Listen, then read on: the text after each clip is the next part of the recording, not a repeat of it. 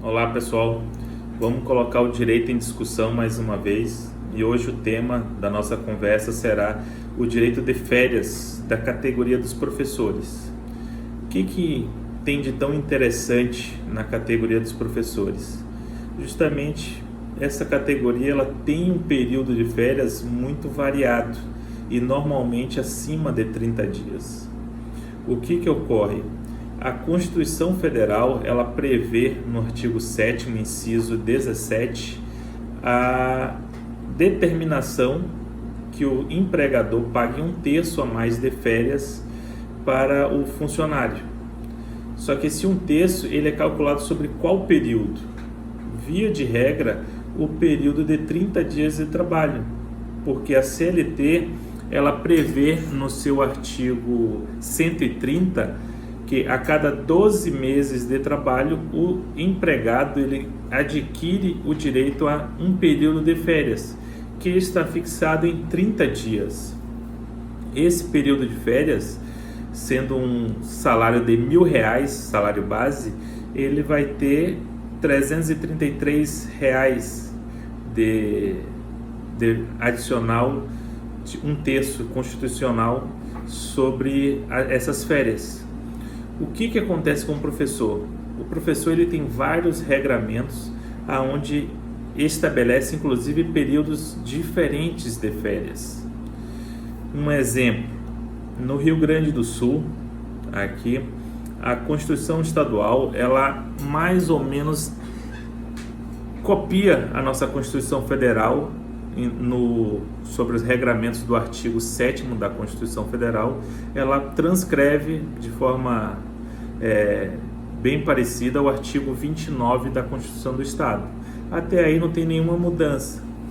A grande questão é o decreto 53.144, editado pelo Estado do Rio Grande do Sul, aonde no artigo 2º tem a previsão de que no artigo 2º, parágrafo 6º, existe a previsão nesse decreto que todos os professores docentes terão um período de 60 dias de férias.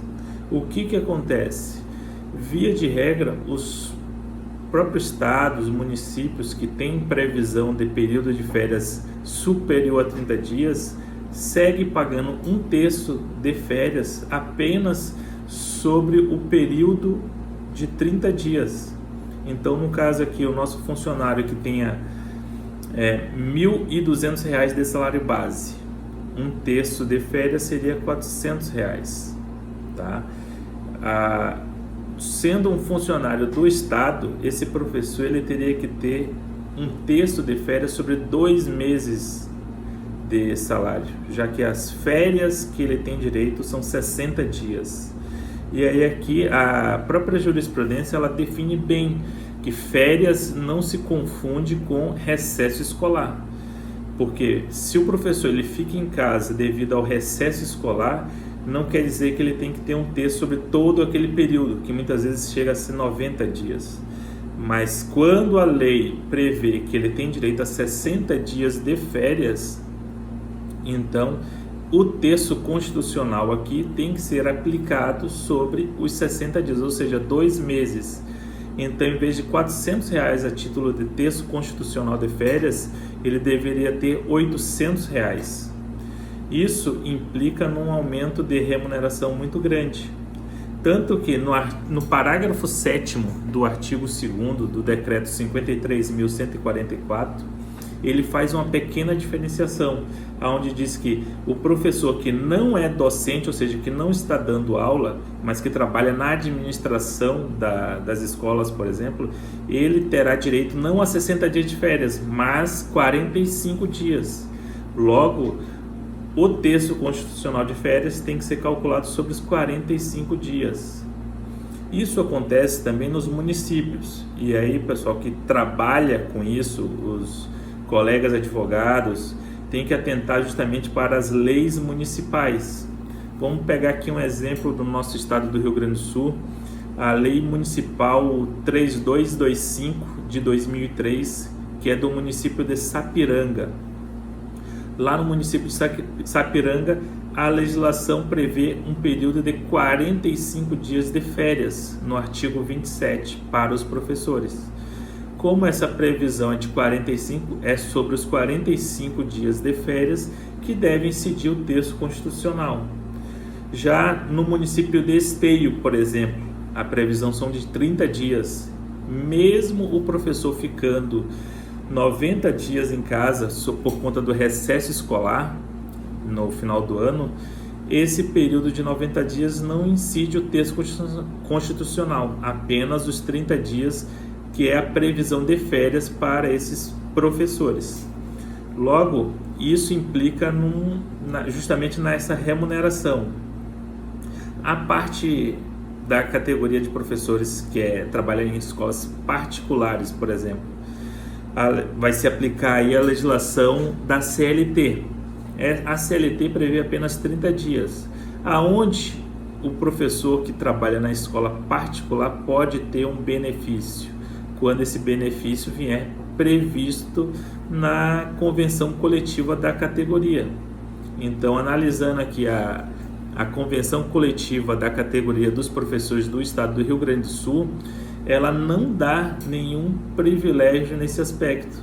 Ela apenas repete de forma muito sutil a questão da necessidade de pagar as férias até 2 dias antes do gozo. Então ela não faz nenhuma previsão de ter a necessidade do professor de férias maiores. Logo, o texto constitucional deve ser calculado sobre os 30 dias. Tá? Aonde essa dinâmica aqui de cálculo pode ser feita também a dar uma vantagem para os professores? Quando os professores forem desligados, por exemplo. Nessa questão de desligamento ou para fins de cálculo proporcional, igual o cálculo tem que ser feito de forma proporcional ao período que ele tem direito, porque os 60 dias de férias, quando ele tem direito a 60 dias, ele implementa esse direito nos 12 meses. Então, 1/12 de férias para um professor que tem direito a 30 dias de férias no ano, significa dizer que ele tem 2,5 dias de direito, o que ele vai ter que ser remunerado quando for dispensado. Já o professor que tem 45 dias de férias no ano, esse mesmo 12avos, ele vai representar 3,75 dias. Já o professor do estado, por exemplo, que tem 60 dias de férias, quando ele for desligado e for calcular a quantidade de férias proporcionais, 1/12avos de férias vai representar para ele 5 dias de férias. Então tem que ficar atento, pessoal, justamente para essa questão, porque isso impacta diretamente na remuneração do texto constitucional e também no cálculo das férias proporcionais, tá? Hoje era isso que a gente tinha para discutir. Espero que os colegas gostem da temática. Deixem aí os comentários no vídeo, se foi útil ou não, o que a gente pode melhorar, quais são os assuntos que podem auxiliar aí para vocês, que a gente vai tentar pesquisar e discutir aqui, trazer informação sobre temas do dia a dia que a gente vem trabalhando. Um abraço.